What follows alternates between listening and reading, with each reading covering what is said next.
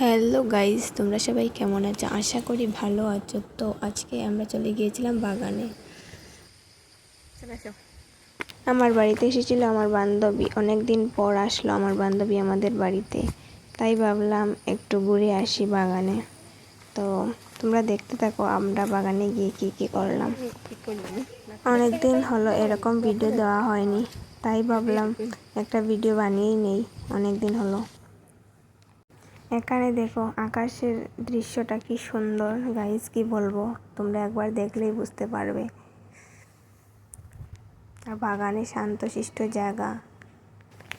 আমাদের বাড়ি থেকে বেশি দূরে নয় বাগানটা, আমার বাড়ি থেকে দেখাই যায়। পুরো বাগানটা দেখিয়ে দিল আমার বান্ধবী। আর এখানে আমি